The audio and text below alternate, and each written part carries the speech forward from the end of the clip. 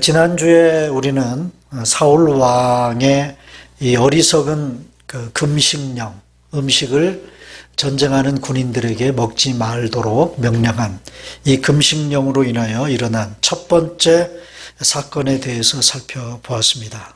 그것이 뭐죠? 왕의 금식령으로 인해 일어난 첫 번째 사건이 바로 자신이 내린 저주의 맹세에 누가 걸려들었어요?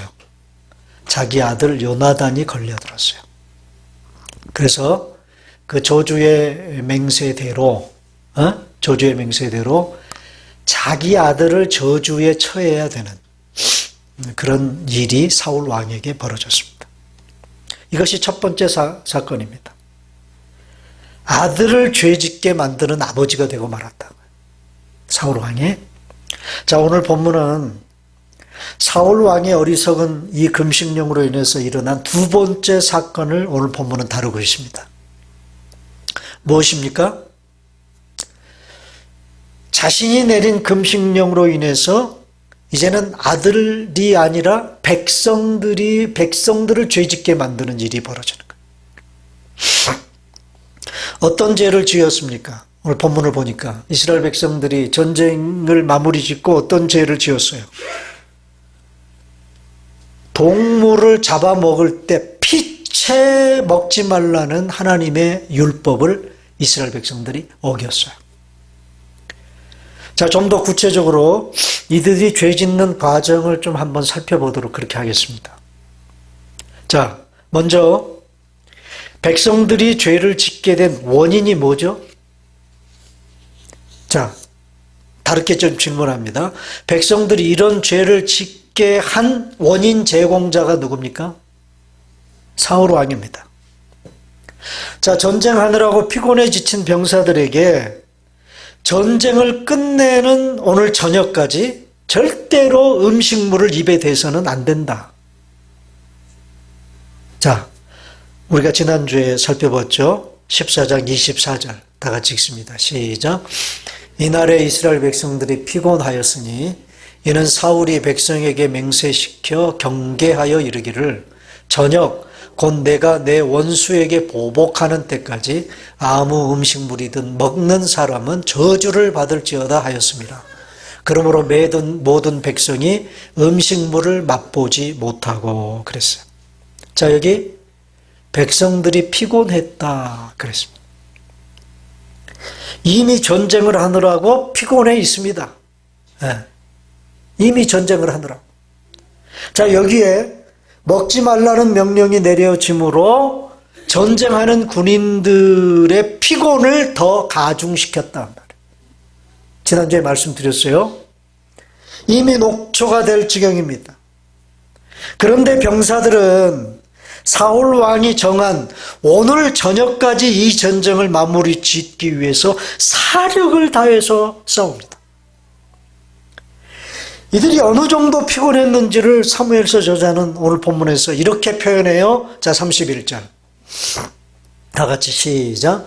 그날의 백성이 믹마스에서부터 아얄론에 이르기까지 블레셋 사람들을 쳤으므로 그들이 심히 피곤한지라. 자, 여기 심이라는 단어를 집어넣어서 얼마나 이스라엘 백성들이 피곤해져 있는 상태인가라는 것을 우리에게 나타내 보이고 있습니다. 자, 오늘 31절에 이스라엘 백성들이 피곤했다, 심히 피곤했다라고 하는 이 피곤했다는 이 피곤함은요, 아까 조금 우리가 살펴봤던 24절에서 피곤함과는 다른 피곤이에요. 다른 피곤함.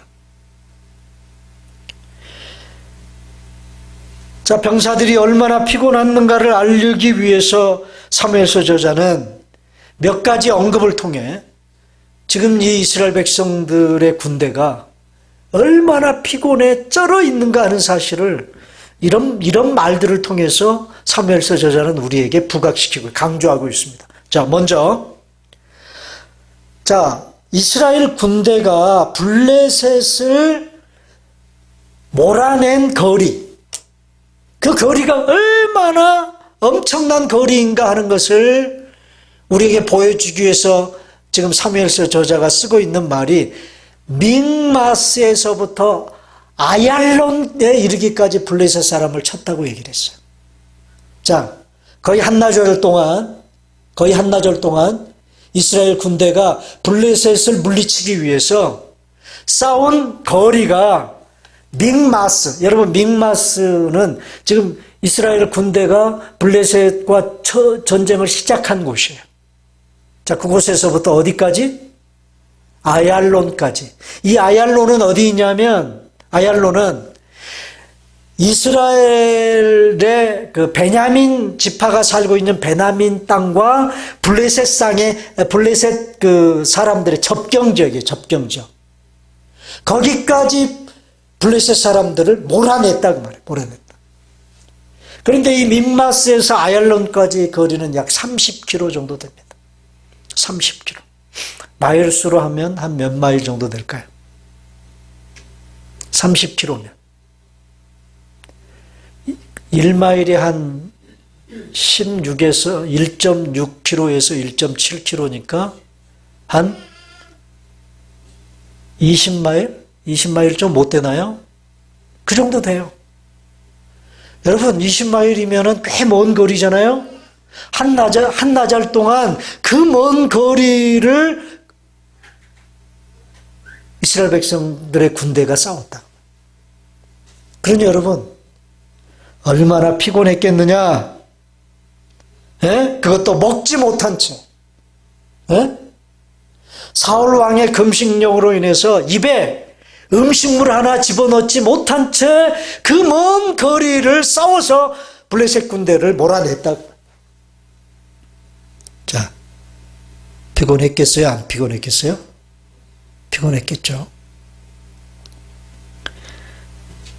그래서 이스라엘 백성들은 그냥 피곤한 것이 아니라, 아까 24절에서는 그냥 피곤했다고 그랬지만 31절에서는 뭐예요? 심히 피곤했다. 여기 심이라는 말을 갖다 붙이고 있다. 자, 이스라엘 병사들의 가중된 피곤함을 독자들에게 강조하기 위해서 사무엘서 저자는 심이라는 단어를 사용하고 있습니다. 여러분, 여기 피곤하다라는 동사가 히브리어로 뭐라고 그랬어요? 지난주에 말씀드렸는데 잊어버리셨겠지 뭐. 야아프라는 단어예요. 야아프. 이게 피곤하다는 말이에요. 자, 이 단어는 기절하다, 졸도하라는 의미도 갖고 있는 단어예요. 야아프라는 단어가. 초죽음이 됐다는 말이에요. 녹초가 됐다는 말이에요. 너무 배가 고파가지고 뭐 할 지경이에요? 지금? 뭐 할 지경이에요? 기절할 지경이에요. 저 같은 당뇨병 환자는 이 지경이 되면 죽었어요. 죽었어. 그런 지경에 처해 있다는 말이 야아프라고 하는 단어라는 것입니다. 여기에 심히, 즉 24절에는 나오지 않는 메오드라는 부사를 사용해서 이스라엘 백성들의 피곤함이 엄청나게 가중되고 있음을 강조하고 있습니다. 그리고 또 하나, 자, 이제 하루의 전쟁이 끝나자마자 배고픈 백성들이 보인 행동에서 그들의 피곤함이 어느 정도였는가를 가름해 볼 수 있어요. 자, 32절 다시 봅니다. 자, 다 같이 읽습니다. 시작. 백성이 이에 탈취한 물건에 달려가서. 자, 보세요. 백성들이 피곤했다. 그것도 심히 피곤했다. 그래서 이에 탈취한 물건에 달려가서, 그래서 여기 달려갔다라는 표현이 나와요. 먹을 것을 향해 장에서 달려갔다는 말이에요. 여기 달려가다라는 말이 히브리어로 야아트라는 말인데, 이 야아트라는 단어의 의미는 어떤 뜻이냐면 육식동물이나 맹금류들이 먹잇감을 향해서 탐욕스럽게 돌진하는 행동을 나타내는 단어가 야아트라고 하는 단어예요. 그러니까 여러분, 먹을 것을 향해 체면 세우고 먹을 것을 향해 이스라엘 백성들이 갈 수가 없었어요. 그러면 어떤 행동을 보였어요, 그들이? 마치 육식 동물들이 먹잇감을 노리고 돌진하는 것 같은 그런 행동을 보였다는 말이에요. 네. 여러분, 너무 배가 고파가지고 이 야아트 같은 그런 행동을 여러 번 해보신 적이 있습니까? 있어요? 없어요? 별로 배고파 보신 적이 없구만. 근데 저는요, 가끔 저혈당이 와요. 가끔 저혈당이. 느닷없이 저혈당이 오면요, 정신을 차릴 수가 없습니다. 그럼 그때 제가 보이는 행동이 뭔지 아세요? 옆에 뭐가 있든지 먹을 것이 있으면 그냥 막 입에다 집어넣어야 돼. 어쩌면 야아트라고 하는 그런 단어의 의미가 제가 저혈당이 왔을 때 음식물에 보이는 반응, 그런 것이 아닐까 하는 생각을 해봤다. 네. 여러분, 지금 이 순간 이스라엘 백성들에게는 눈에 뵈는 게 있어요, 없어요? 없어요. 체면 차릴 여유가 있어요, 없어요? 없어요. 어떤 인간다움, 젠틀한 인간다움, 그것을 유지할 그런 여유가 없어요. 뭔가를 절제할 만한 여유가 없어요. 율법을 지킨다? 이 순간 율법을 지킨다? 그것을 생각할 수 있는 여유조차 없어. 여러분, 이런 체면, 인간다움, 절제, 율법을 지킴, 이런 단어는 지금 이 순간 이스라엘 백성들은 뭐에 불과하냐? 사치에 불과한 거예요. 사치에 불과한 거예요. 뭐만 있습니까? 지금 이스라엘 백성들에게 지금 남아있는 건 뭐만 있어요? 야아트만 남았다, 그 말이에요. 동물적인 본능만 나왔어요. 먹을 것을 향한 동물적인 본능. 여러분, 그 정도로 배고픔에 심각한 그런 배고픔을 지금 배고픔에 처해 있다는 말이에요, 이스라엘 백성들. 여러분, 이스라엘 백성들이 이 지경에 이르기까지 이런 원인을 제공한 사람이 누구예요? 예? 사울 왕이란 말이에요. 사울. 여러분, 나라를 다스리는 지도자 한 사람 잘못 만나면 누가 고생합니까? 누가 고생하죠? 백성들이 고생하는 거예요. 백성. 자, 그러면 이렇게 이스라엘 백성들이 사울 왕의 금식령으로 말미암아 이런 엄청난 배고픔, 동물적인 본능만 남은 그런 백성들이 되어버렸는데, 이런 지경에 처한 이스라엘 백성들이 무슨 죄를 저질렀습니까? 오늘 본문에 보니까 몇 가지 그들이 지은 죄가 있어요. 자, 먼저 32절 다시 봅니다. 다음 다 같이 읽습니다. 시작. 백성이 이에 탈취한 물건에 달려가서 양과 소와 송아지들을 끌어다가 그것을 땅에서 잡아 피채 먹었다. 첫 번째 그들이 지은 죄는요, 동물을 도살하는 도살법을 어겼어요. 도살법으로. 여러분, 이스라엘 백성들은 하나님께 제사를 드릴 때 동물들을 도살해야 돼요. 그죠? 소나 양이나 이런 하나님께 드리는 동물들을 도살해야 됩니다. 그래서 이 도살법이 굉장히 중요합니다. 그런데 땅에서 직접 잡으면 절대 안 돼요. 왜 그럴까요? 왜 땅에서 잡으면 안 될까? 동물들을 땅에다, 평평한 땅에다 그냥 눕혀놓고 잡으면 피가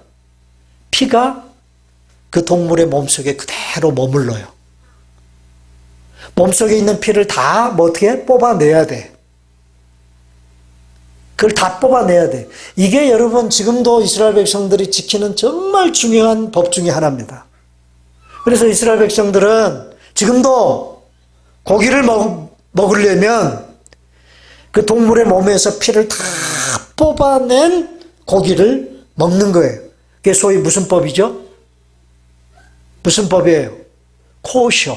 코셔라고 하는 그런 법을 적용해서 만든 식료품. 그래서 여러분, 이스라엘 백성들이, 유대인들이 지금도 먹는 고기라든가 식료품이나 이런 거에는 코셔라는 그런 것이, 이름이 들어가 있어요. 그것만 먹어요, 그것만. 네. 그런데, 땅에서 잡았어요, 땅에서. 그래서 첫 번째 동물 도살법을 어겼고요. 또 한 가지는요. 그 다음 여러분 보세요. 자, 땅에서 잡았는데 이게 왜 안 되는 일이냐 하면 아까도 얘기했어요. 땅에서 잡으면 몸속에 동물의 몸속에 있는 피가 충분하게 빠져나오지 않는다. 그 충분하게 피가 흘러내리게 하기 위해서는 땅보다도 조금 높은 단 위에다가 올려놓고 동물을 잡는 거예요. 예? 단 위에. 그래서 33절을 보면요. 자, 33절 다 같이 시작.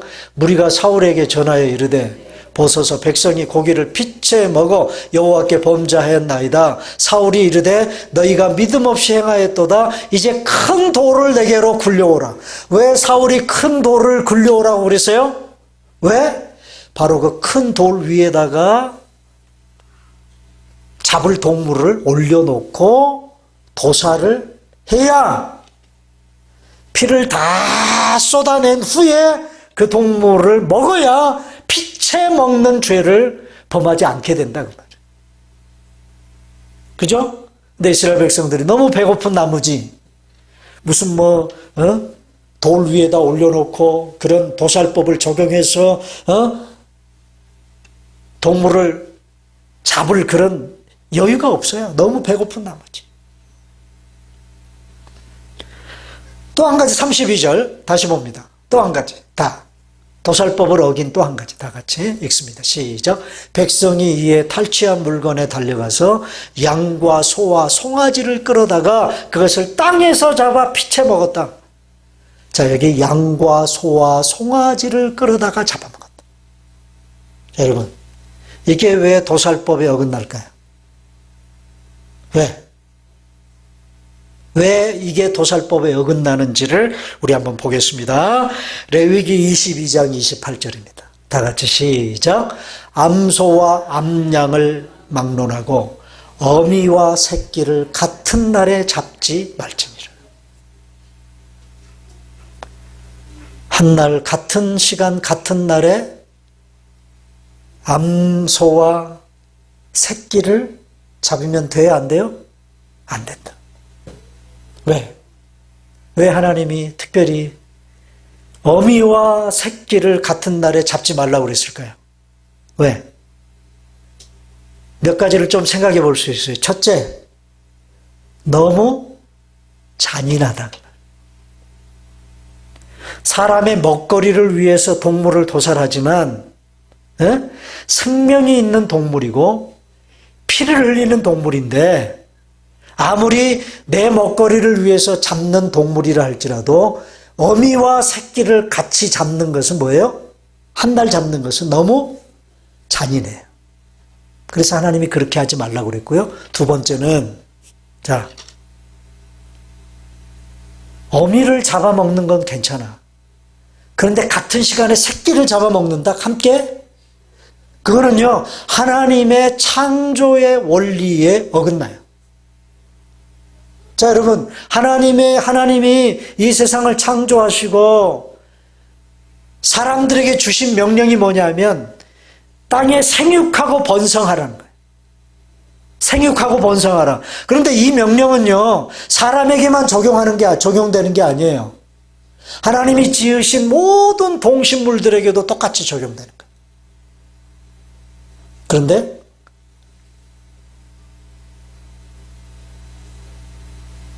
새끼까지 잡아먹는다? 함께? 어미 소와 새끼 소를 함께 잡아먹는다? 그 얘기는 무슨 얘기예요? 씨를 번식시키는 창조의 법칙을 훼손하지 않기 위해서다 그 말이에요. 한날 같이 잡아먹지 말라는 거죠. 그래서 여러분, 낚시를 하는 사람들도요, 규정이 있어요. 고기를 낚았을 때 어느 정도 크기에 도달하지 않은 고기는 어떻게 해줘야 돼요? 놔줘야 돼. 놔줘야 돼. 이제 이게 다 성경의 이 구절에서 나오는 법을 적용한 그 규정들입니다. 또 세 번째, 또 한 가지 이유가 있다면, 자 보세요. 우리가 우리나라 40년, 50년 전만 해도 보면 소 한 마리가 어떤 집에 있으면 그 소는요, 그 집에 뭐가 됩니까? 엄청나게 큰 재산입니다. 그죠? 소 한 마리. 그 소가 밭 다 갈아주고, 논 다 갈아주고, 사람의 노동력 이상을 일을 해야 될 그런 일들은 소가 다 했잖아요, 옛날에. 예? 지금은 무슨 기계들이 나와서, 소가 하는 일을 대체하지만, 제가 어렸을 때 살았던 시골에서는요, 소가 다 했어요. 소 한 마리. 그래서 여러분, 소 한 마리 키우는 것을 얼마나 애주중지했는지 몰라요, 시골에서. 그래서 이제 소가 새끼를 낳으면요, 이 잔치가 벌어집니다. 잔치가. 새끼를 낳으면. 네. 여러분, 한번 생각해 보세요. 이게 소가 재산인데 그 어미소와 새끼소를 같은 날 죽여버린다? 이건 뭐가 되느냐? 그 한 집안의 생계의 문제와 관련이 있다는 말이에요. 생계의 문제. 그래서 하나님은 어미와 새끼를 같은 날에 잡지 말라고 그랬어요.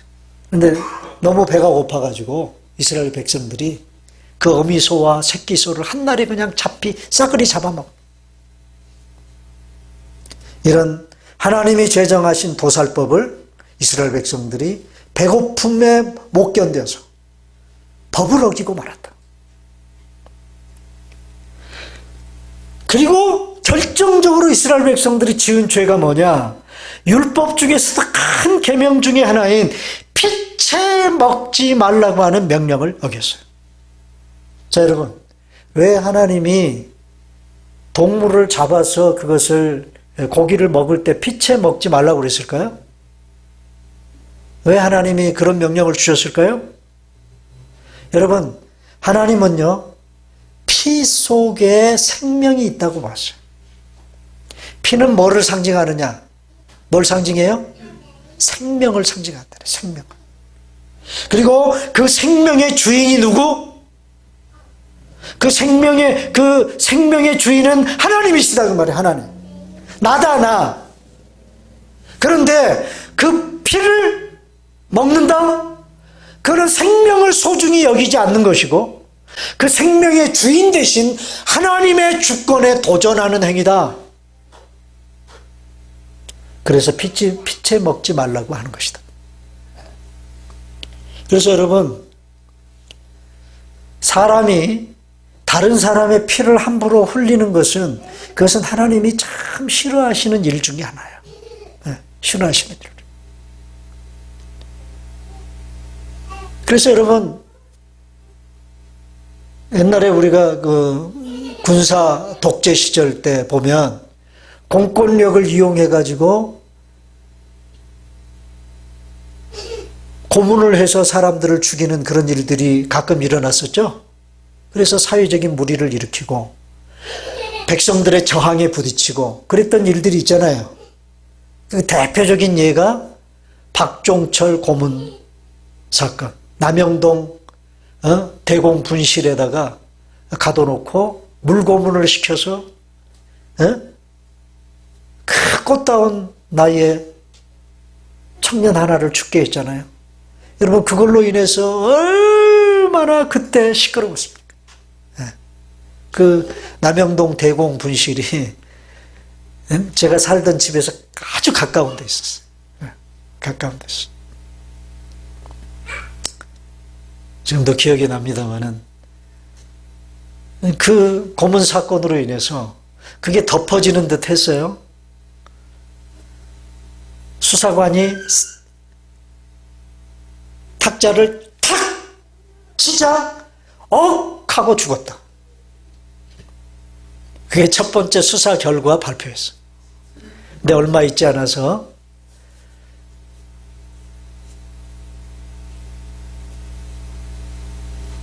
은폐했다. 경찰이 은폐했다는 그것이 발각이 돼가지고, 자기들이 죽여놓고, 물고문에서 죽였다고, 죽여놓고서 그것을 은폐했다고 완전히 아주 대한민국이 그냥 발칵 뒤집어졌어. 얼마나 대학생들이 대명하고요. 여러분, 제가 그때 신학대학원을 다닐 때였거든요. 그 봄날을 지금도 잊을 수가 없어요. 공부 못했습니다. 거의 1년 가까이 공부를 못했어요. 뭐 하느라고 공부 못했을까요? 네? 데모하느라. 네, 데모하느라. 이렇게 시끄러운데 교회는 너무나 잠잠했어요. 교회가 얼마나 잠잠한지요. 그것도 공권력이 짓누르니까 무슨 말을 할 수가 없었어요. 근데 겁대가리 없는 이제 사파란 교육전도사인 제가 교육전도사 하던 교회에서 수요 예배에 설교할 시간이 저에게 주어졌어요. 설교 시간에 제가 하나님이 사람이 다른 사람의 생명을 빼앗는 일, 그 피를 흘리게 하는 이 일을 하나님이 얼마나 싫어하시는 줄 아느냐. 그러면서 그 박정철 고문 치사 사건을 설교하면서 언급을 했어요. 그래가지고 제가 잘렸잖아요. 교회에서. 장로님들한테 밉보여가지고. 그 다음에 제가 그 교회에서 사역하는 것이 연장이 되지 못했어요. 교회를 떠나야 됐어요. 여러분, 하나님이 정말 중요하게 다루는 죄가 무슨 죄냐? 생명을 함부로 다루는 거예요. 생명. 그리고 생명의 주권자 되시는 하나님께 도전하는 거예요. 사람은요, 사람의 생명을 자기 맘대로 할 수 있는 권한이 우리에게 주어져 있지, 뭐예요? 않아요. 내 생명까지도 마찬가지. 그래서 자살은 안 되는 거예요. 다른 사람을 살인하는 것도 안 되지만 자살도 안 되는 거예요. 왜? 내 생명도 주권자가 누구야? 하나님이시기 때문에.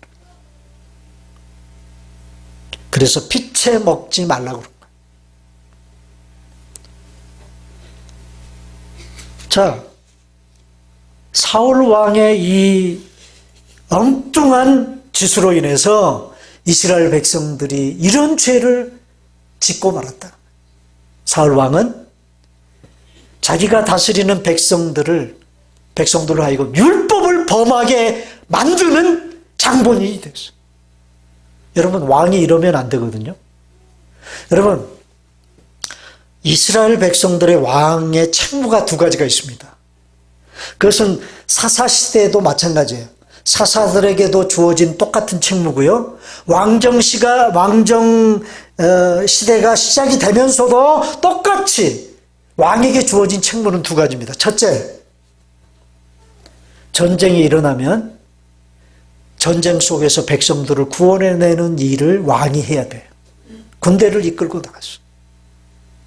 이걸 성실하게 이행해야 됩니다. 그런데 사울 왕은 그걸 안 했죠. 제대로 안 했죠. 그죠? 오히려 자기 아들 요나단이 사울 왕이 해야 될 일을 요나단이 하는 거예요. 사울 왕은 뒷전에서 방관하는 방관자 역할이에요. 그래서 사무엘서 저자는요, 사울 왕은 이스라엘 왕으로서 적합한 왕이 아니다라는 사실을 이런 모습을 통해서 우리에게 부각시키는 거예요. 두 번째, 또 왕이 해야 될 일이 뭐냐? 백성들로 하여금 하나님의 율법에 충실한 삶을 살도록 리더 역할, 지도자 역할을 하는 것이 이스라엘 왕의 역할이에요. 근데 오늘 본문에 보면 사무엘은 이스라엘 백성들로 하여금 그 율법을 뭐하게 하는 사람이에요? 제대로 지키게 하는 사람이 아니라 그 율법을 범하게 만드는 그런 왕이잖아요. 그래서 사울 왕은 하나님의 마음에 합한 왕이 아니다라는 사실을 우리에게 고발하는 것입니다. 자, 이런 백성들의 모습에 대한, 이렇게 죄 짓는 이런 모습에 대한 사울 왕의 반응이 뭐예요? 뭡니까? 자, 보고를 듣습니다. 자, 33절 다시 봅니다. 자, 33절. 다 같이 시작. 무리가 사울에게 전하여 이르되 보소서. 자, 누가 와서 보고를 했어요. 무슨 보고? 백성이 고기를 피채 먹어 여호와께 범죄했습니다. 자, 율법을 범했으니까 범죄한 거죠? 그 보고를 듣자 사울이 뭘 명령합니까? 뭐라고 얘기를 해요? 백성들에게 너희가 믿음 없이 행하였도다. 여기 믿음 없이 행했다는 말은 너희가 하나님의 법에 신실하게 행하지 못했다. broken face를 했다. 자, 이 모습을 제가 어제 설교 준비하면서 이렇게 들여다보면서 실소가 나오는 거예요. 누구를 향해서? 사울 왕을 향해서. 여러분, 아니 백성들이 하나님께 죄 짓는 일의 원인 제공자가 누구예요? 자기잖아요, 자기. 사울 왕 자신 아닙니까? 그런데 지금 누가 누구를 나무랍니까? 예? 우리말 속담에 뭐 묻은 개가 뭐 묻은 개 나무란다? 몰라요? 뭐 묻은 개가, 겨 묻은 개가 뭐 묻은, 똥 묻은 개를 나무란다. 그런 속담이 있어요. 근데 지금 이 속담에 딱 걸맞는 사람이 누구예요? 사울 왕. 여러분, 백성들을 책망하기 전에 먼저 사울 왕은 자신의 어리석은 과오를 회개해야 맞지 않습니까? 그죠? 가슴을 쥐고 내가 이 어리석은 짓거리로 인해서 저 백성들을 죄짓게 만들었구나. 가슴을 먼저 쳐야죠. 그리고 나서 뭘 굴려오라고요? 뭘 굴려오라? 큰 돌을 굴려오라. 그랬죠? 그리고 이제 34절에 해결책을 제시합니다. 죄 짓는 일을 중단시키기 위한 해결책을 제시해요. 자, 34절. 다 같이 시작. 또 사울이 이르되 너희는 백성 중에 흩어져 다니며 그들에게 이르기를 사람은 각기 소와 양을 이리로 끌어다가 여기서 잡아먹되 피채로 먹어 여호와께 범죄하지 말라. 피채 잡아먹지 못하게 하는 해결책을 사울이 제시를 했지만 이 해결 제시는 때가 늦은 해결책이다.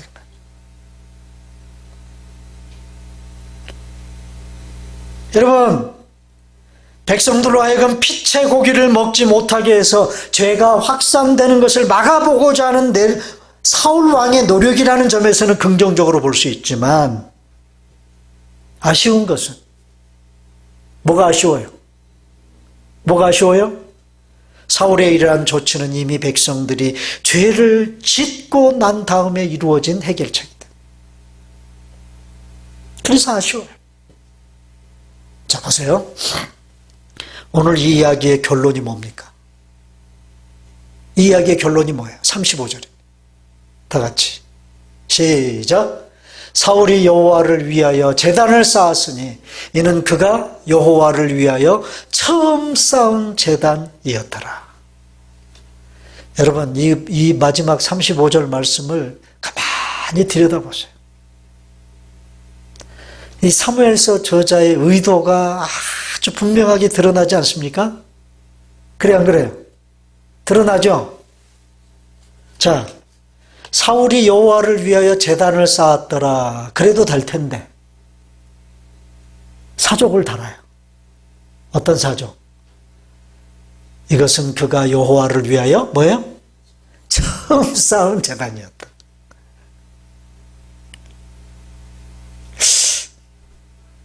이 사무엘서 저자는 좀 뒤끝이 있는 사람이지 않을까라는 그런 생각도 해봅니다. 여러분, 안 쌓은 것보다 제단 쌓은 것이 나은 일이죠. 그죠? 사울 왕이 제단 쌓았다는 말은 좋은 말입니다. 그러나 여러분, 백성들을 실컷 죄짓게 만들어 놓고 막판에 제단 쌓고 예배 한번 드리면 모든 것이 해결되고 무마되는 것입니까, 여러분? 예? 사무엘서 저자는 사울이 제단 쌓았다고 해놓고 이 제단은 여호와를 위해서 사울 왕이 처음 쌓은 제단이었다라고. 예? 이런 언급을 하는 것을 통해서 이 사울 왕이 처음 쌓은 이 제단이 진정으로 하나님을 위한 것인가를 우리로 하여금 반문하게 만드는 언급을 덧붙이고 있다. 여러분, 사울 왕이 이 제단 쌓는 일이 처음이었다는 것은 이제까지 안 했던 일을 느닷없이 했다는 것입니다. 쭉 해오던 일이 아니라는 거예요. 여러분, 사울 왕이 된 지 한참 지났는데 처음 제단을 쌓았다? 저자는 지금 하나님에 대한 사울 왕의 문제점을 지금 고발하고 있는 거예요. 네? 자, 그게 뭘까요? 한 두 가지로 마지막 결론 부분에서 제가 이 부분을 생각하면서 오늘 설교를 마치려고 합니다. 먼저 첫 번째로, 사울 왕은 하나님에 대한 이해가 부족한 사람이에요. 하나님이 어떤 분인지에 대한 알미 부족한 사람. 자, 여러분, 사울 왕은요, 하나님을 주술적인 대상으로 생각하고 있었다는 것을 우리는 확인해 볼 수 있는 지점들을 여러 군데서 발견합니다. 하나님을 주술적인 대상으로 생각을 했다. 여러분, 주술적인 대상이라는 것은 하나님의 인격을 놓치고 종교 행식을 동원해서 신을 조종할 수 있다고 생각하는 것이 주술적인 생각이에요. 내가 신을 나의 신앙 행동을, 나의 어떤 종교 행위를 통해서 신을 마음대로 좌지우지 조종할 수 있다고 생각하는 것. 그것이 주술적 행동이다. 주술적인 신앙이다. 여러분, 앞에서 사울 왕이 동원한 종교 형식이 뭐죠? 앞에서 사울 왕이 동원했던 종교 형식이 두 가지가 있었어요. 첫째는 법궤죠, 법궤. 법궤를 가져다가 사용해서 전쟁에 이겨보려고 했던 것. 두 번째는 금식이 금식이라는 종교 행위를 동원해서 전쟁을 한번 이겨보려고 했던.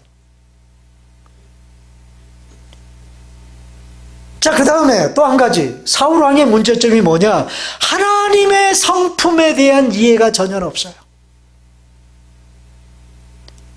하나님이 어떤 분인지 그 하나님에 대한 성품, 그것을 우리가 좀 알고 신앙생활을 해야 되는데 사울 왕에는 그것이 부족했어요. 여러분, 사람들이 만든 우상이나 사람들이 만든 종교를 보면 대부분 그 신에 대한 인격과 어떤 신앙적인 항목이 없습니다. 그럼 뭐만 필요로 할까요? 뭐만 필요로 할까요? 그 신이 가진 능력만을 필요로 하는 거예요. 능력만. 여러분, 이 부분은요 대단히 중요합니다. 여러분, 그 그리스 신화, 히랍 신화를 보면요, 이걸 우리가 뚜렷이 알 수 있어요. 히랍 신화가 참 재밌습니다. 흥미진진합니다. 히랍 신화를 읽어보면 거기에 등장하는 신들을 보세요. 그 신들이요 절대로 윤리적이고 도덕적이지 않습니다. 히랍 신화에 나오는 신들이 결코 사람들보다 더 윤리적이고 더 도덕적이지 않습니다. 여러분 히랍 신화를 읽어보면요, 신들이요 막 성폭력을 행하고요, 그렇습니다. 절대 사람들의 윤리 도덕 수준을 능가하지 못해.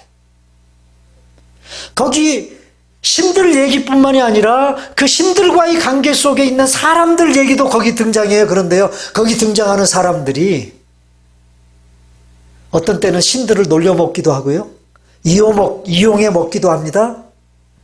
뭐를 이용해 먹을까요? 그 히랍 신화에 나오는 신들의 뭘 이용해 먹을까요? 그 신들이 가지고 있는 파워, 초월적인 힘만을 필요로 하는 거예요. 힘만. 그게 히랍 신화의 얘기입니다.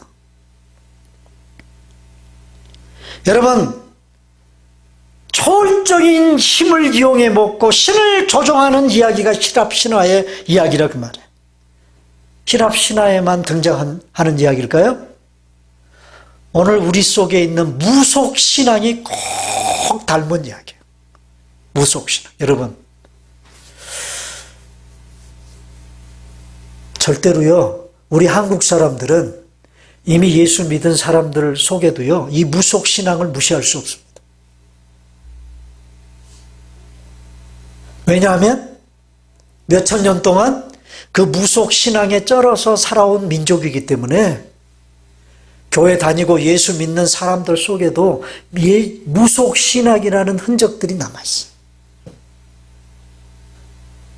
여러분, 무속 신앙은 경배해야 할 또는 섬겨야 할 신에 대한 설명이 거의 없습니다.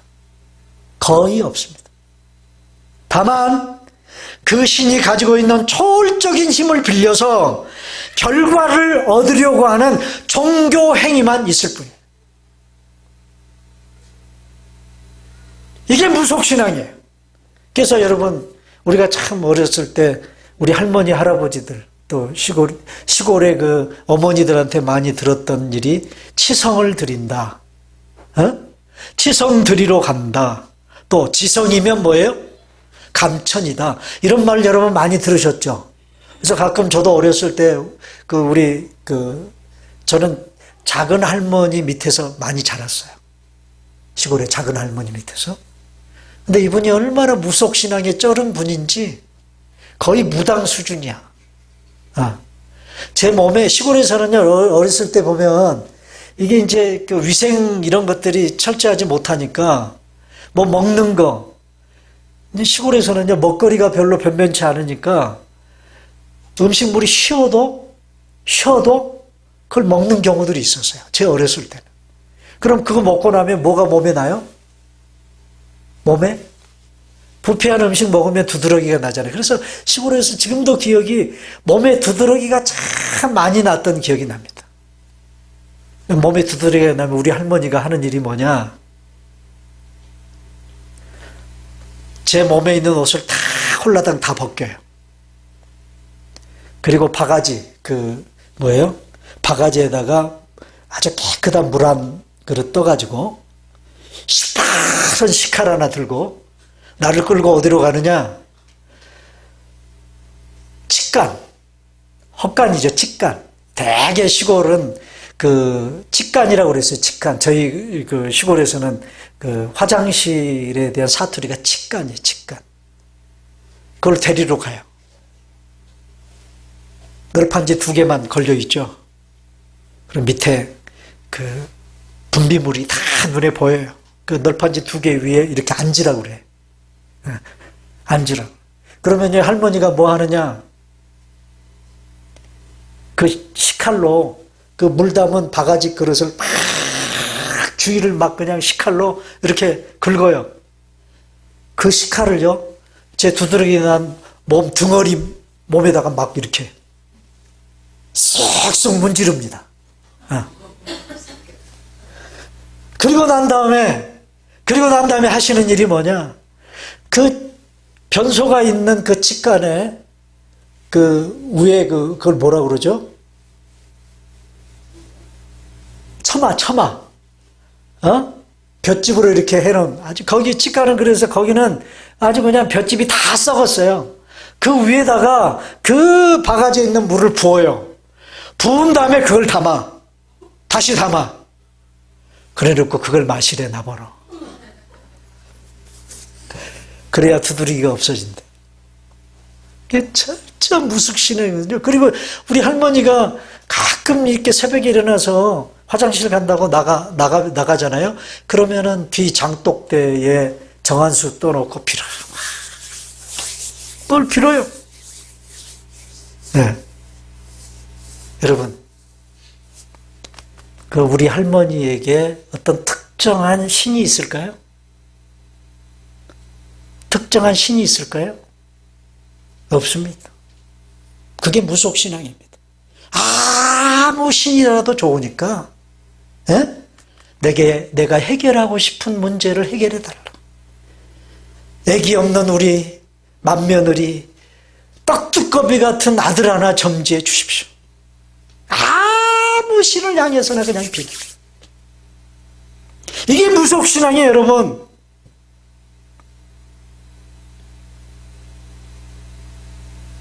내가 이렇게 아침마다 정한수 떠놓고 비는 이 치성에 감동을 받으신 신이여, 내 소원을 들어주십시오.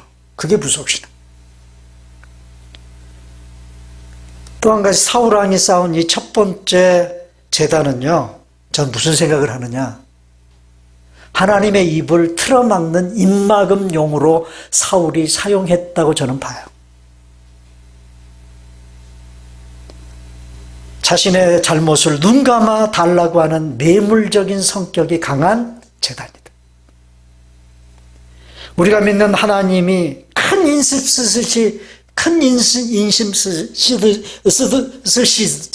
쓰시듯이 우리가 바치는 종교행위, 그것에 내물에 눈이 머셔서 우리에게 하실 말씀도 못하시고 입을 닫으시는 그런 하나님이 우리가 믿는 하나님일까요?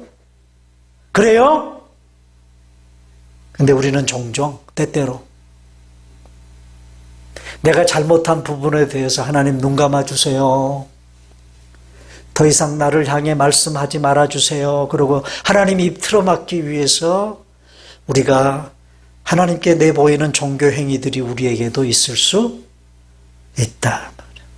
있을 수 있다. 사랑하는 여러분, 어리석은 열정과 정열의 소유자가 되면 안 됩니다. 특히 내 주변 사람들을 희생시켜서 뭔가를 얻으려는 잘못된 열정의 소유자들이 지도자가 되면 그 사람은 다른 사람들을 죄짓게 만들고 죄의 고통 속에 살게 할 수 있는 사람이 되는 거예요. 이런 사람의 열정과 정열이 크면 클수록 더 힘들어지는 것입니다. 사울처럼 하나님을 오해해서는 안 됩니다. 하나님을 바로 알고 바로 이해하고 신앙생활을 해야 됩니다. 여러분, 이스라엘이 왜 망한 줄 아세요? 왜 망했을까요? 하나님은 호세아 선지자를 통해서 이스라엘이 망한 이유를 이렇게 우리에게 선포합니다. 하나님을 아는 지식이 없어서 망한다. 그러면서 자신이 이런 하나님인 것을 말씀하세요. 자, 호세아서 6장 6절입니다.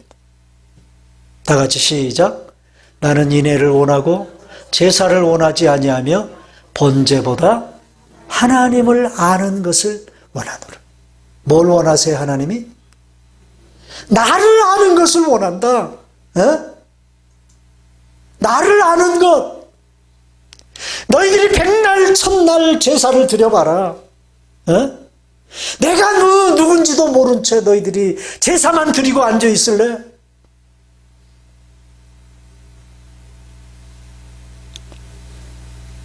사랑하는 여러분, 하나님을 바로 알고 신앙생활 하십시다. 하나님을 알아가는 일에 좀 열심을 좀 내십시다, 여러분. 그리고 그 하나님 만나기 위해 말씀 앞에 서는 일을 여러분 게을리 하시지 않기를 바랍니다. 그래야 사울처럼 되지 않아요. 그 하나님 앞에 진실하게 인격적으로 반응하실 수 있는 여러분들이 다 되시기를 주님의 이름으로 축원합니다.